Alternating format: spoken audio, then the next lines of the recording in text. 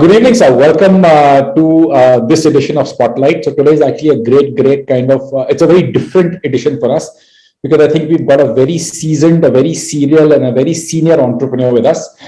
This is going to be a great discussion and I can't wait to start. So Amit Narang, you are the current founder of Playmart and Paymart. And you've also built from ground FX Mart and then sold it. So I just want to kind of talk about your journey a little bit, sir.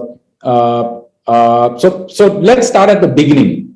I believe, and please correct me if I'm not wrong, you used to manage, you set up Western Union remittance centers all over Punjab. Is that correct? Somveer, I will start with my brief introduction first, then please. I'll come on that point.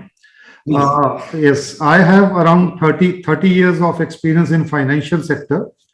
Out of these 30 years, 23 years I have spent doing job with 3 Indian multinationals. These multinationals were into business of foreign exchange and remittances sector in India.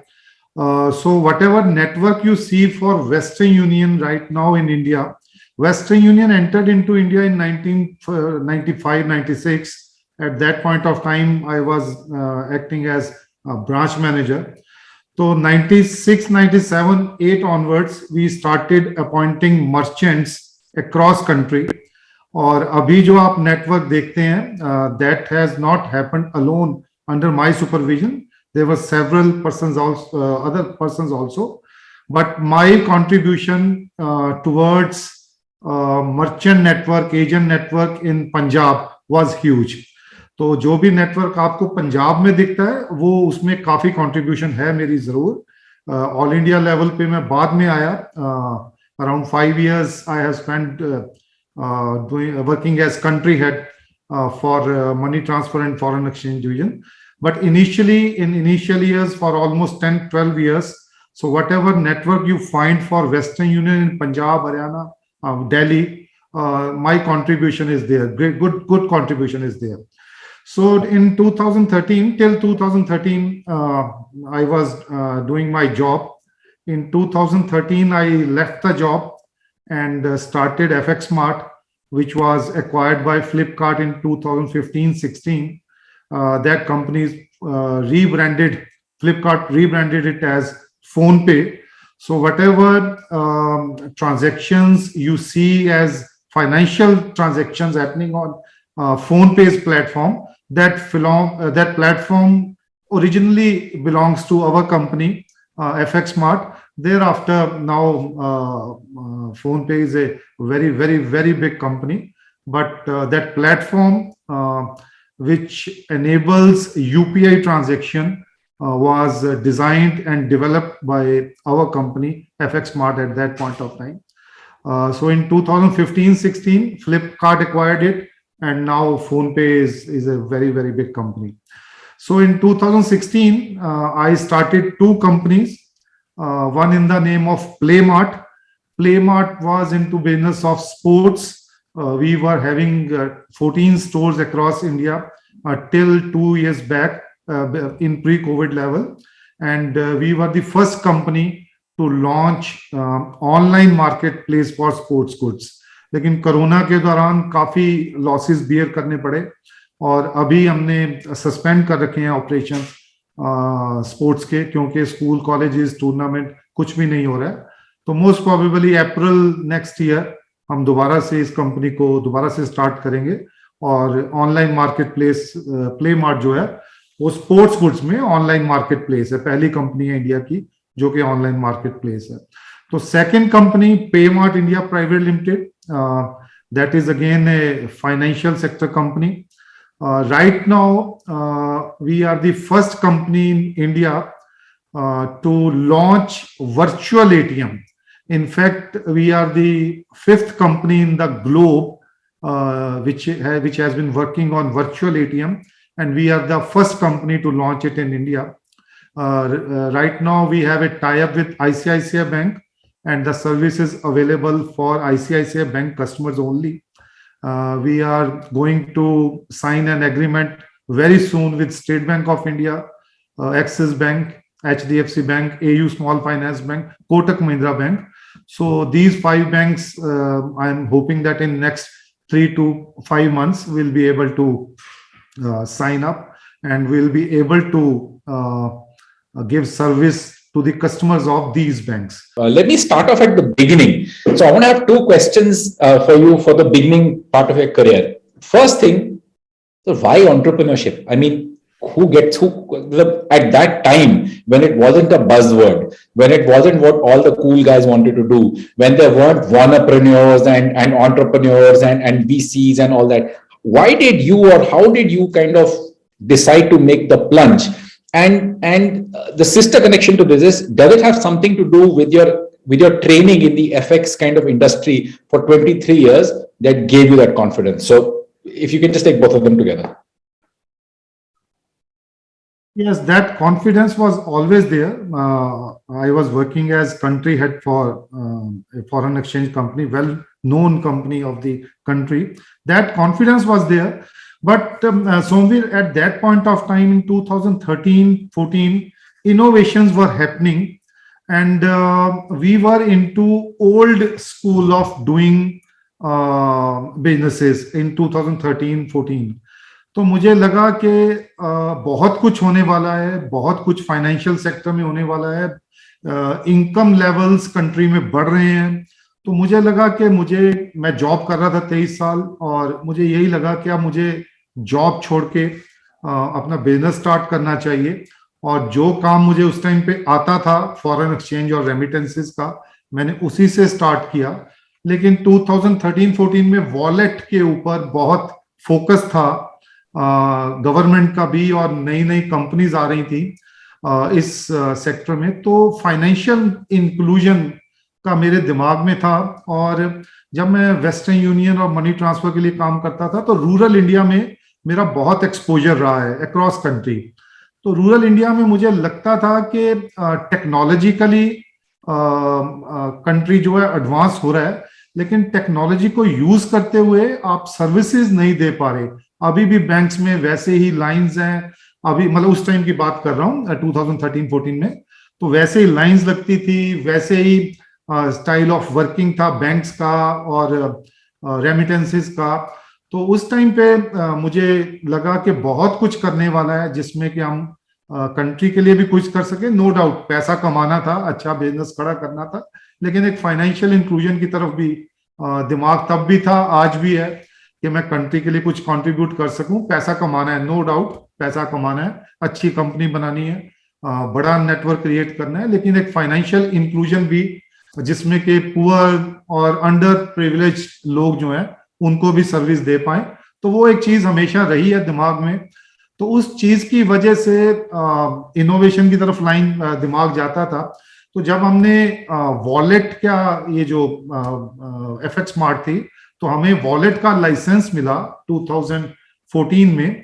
सभी companies including Paytm, MobiKwik और भी बहुत सारी companies जो उस time पे PPI licences को, wallet के लाइसेंस को होल्ड करती थी, ये इन्होंने सभी ने फोकस कर रखा था कि मोबाइल रिचार्ज कैसे करें. अभी भी फोकस वही है, डिश टीवी कैसे रिचार्ज करें.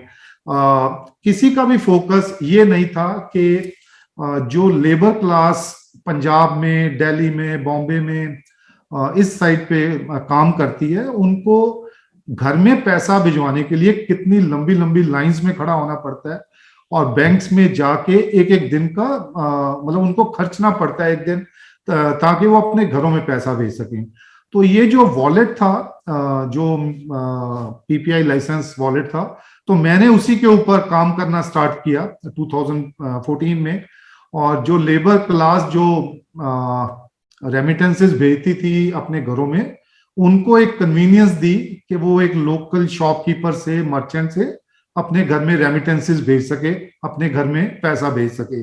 तो मुझे वैसे ही वेस्टर्न यूनियन का एक्सपीरियंस था जिसमें रेमिटेंसेस आती थी, तो रेमिटेंस मेरा फेवरेट सब्जेक्ट था. और मुझे इस बात के लिए रिजर्व बैंक ऑफ इंडिया ने भी बहुत वर्बली एप्रिसिएशन दी कि हमारा गवर्नमेंट का पर्पस यही था कि वॉलेट के थ्रू फाइनेंशियल इंक्लूजन हो सके. लेकिन ये सभी कंपनीज मोबाइल रिचार्ज कर रही हैं, बिल पेमेंट्स कर रही हैं, जो कि फाइनेंशियल इंक्लूजन का पर्पस नहीं था। तो रिजर्व बैंक ऑफ इंडिया ने भी मुझे बहुत एप्रिसिएशन दी उस टाइम पे, और हमने ये वॉलेट क्रिएट किया लिमिटेड फंड्स के साथ। और मतलब उस टाइम पे 2014 में हमारे पास अराउंड 1 लाख वॉलेट्स थे, जिसमें के जो लेबर क्लास है वो अपने घरों में पैसा भेज सकती थी। तो इस काम के ऊपर हमने फोकस किया, और उसमें थोड़ा रेवेन्यू भी जनरेट होता था। तो ये एक उस टाइम पे रहा। लेकिन आप अगर याद करो 2014-15 में ये पेटीएम या मोबीक्विक ये बहुत ज्यादा कैशबैक देती थी, आज से 5-6 साल पहले। तो मान लीजिए ये 2 रुपए अर्न करती थी तो 50 रुपए का कैशबैक दे देती थी। तो कंपटीशन बहुत ज्यादा था, तो मुझे कॉम्पीट करने में उस टाइम जरूर चैलेंजेस आए। और उसी टाइम क्योंकि हमारे पास ये पीपीआई का लाइसेंस था, और मैं अकेली कंपनी थी एफएक्स स्मार्ट 2014 में, जिसका के एनपीसीआई के साथ इंटीग्रेशन हो रखा था उनकी आईएमपीएस ट्रांजैक्शंस करने के लिए, पेटीएम के पास भी नहीं था। तो उस वजह से फ्लिपकार्ट आई, उसने ऑफर किया, और हमने ऑलमोस्ट 25 टाइम्स अपनी इन्वेस्टमेंट का उनको बेच के हमने मतलब पैसा अर्न किया। और उस वजह से, उस डील की वजह से फाइनेंशियली मैं थोड़ा स्टैंड हो पाया। और उसके बाद 2 साल मतलब 2 कंपनी स्टार्ट की, प्ले मार्ट और पे मार्ट। तो ये जर्नी है पिछले 8 सालों की स्टार्टअप की, और अराउंड 22-23 साल की जॉब की। From your reading of your profile, sir, मुझे था कि you had prepared yourself very well, you had understood what you wanted to do, you had a vision, और फिर ही आप कूदे। आजकल के जो नए एंटरप्रेन्योर्स हैं, आप उनको क्या एडवाइस देना चाहेंगे, मतलब based on your own experience? हाँ सोमवीर, जैसे आप बोल रहे हो बिल्कुल ठीक है। 95% स्टार्टअप्स चलते नहीं हैं, फेल हो जाते हैं। उसमें मैं जो एनालाइज करता हूँ 1-2 रीजन है। एक तो स्टार्टअप वर्ड बहुत मतलब शब्द जो है स्टार्टअप बहुत अच्छा लगता है, और बहुत सारी कंपनीज हैं जो कि मोटिवेट करती हैं किसी भी इंसान को कि मैं भी उस कंपनी को, मैं भी एक तरह का सेटअप क्रिएट करूं। लेकिन एक जो चीज मुझे लगता है कि आपको जो भी आप काम करना चाह रहे हो, आपको उसकी अंडरस्टैंडिंग नॉलेज होना बहुत जरूरी है। अगर आप लिमिटेड नॉलेज के साथ कोई भी काम स्टार्ट करोगे तो उसके चलने के बहुत कम चांसेस हैं, बहुत कम चांसेस हैं। और आइडियाज, नए आइडियाज, ऐसा नहीं है कि हर एक बंदे को नए आइडिया आते हैं। मुझे लगता है कि साल में 25, 30, 35 आइडियाज होते हैं जिनके ऊपर लोग काम करते हैं, और बाकी बहुत सारी पॉपुलेशन ऐसे आइडियाज पे काम करती रहती है जिनकी मार्केट साइज छोटा होता है। तो जब मार्केट साइज छोटा होता है तो आपका प्रोजेक्ट फेल होना ही होना है, आपका प्रोजेक्ट नहीं चल पाएगा। प्रोजेक्ट तभी चलता है जब मार्केट साइज उसका बहुत बड़ा है। तो यही चीज को दिमाग में रख के जो भी नए लोग हैं वो आए। सबसे ज्यादा 2 चीजें जरूरी हैं मेरे हिसाब से। एक तो प्रोडक्ट की नॉलेज होना बहुत बहुत जरूरी है। आप ऐसा नहीं कर सकते कि आप लिमिटेड नॉलेज के साथ आए और आपने प्रोडक्ट को लॉन्च कर दिया। दूसरी बात है relationship. Relationship in the sense कि आपको इन्वेस्टर के साथ भी अच्छा रिलेशन रखना है, आपको बैंकर्स के साथ भी अच्छा रिलेशन रखना है, आपको अपने कस्टमर के साथ भी अच्छा रिलेशन रखना है, आपको अपने वेंडर्स, सप्लायर्स के साथ भी अच्छा रिलेशनशिप रखना है। अच्छा रिलेशनशिप का मतलब है कि ऑनेस्ट डीलिंग करनी है उनके साथ, और उनसे कभी झूठ नहीं बोलना है। बहुत सारे प्रोजेक्ट्स फेल होते हैं, और वो के बिना अंडरस्टैंडिंग के, पुअर रिलेशनशिप की वजह से वो फेल हो जाते हैं। मतलब thank you so much sir, this is exactly what we had also thought. Thank you so much, and obviously sir, you are very closely linked to the mission, so we are kind of going to use you and take your help and assistance and guidance in taking this mission. कभी भी Somvir. Thank you so much sir, I won't take much of your time sir. Thank you for this wonderful Thank you very much.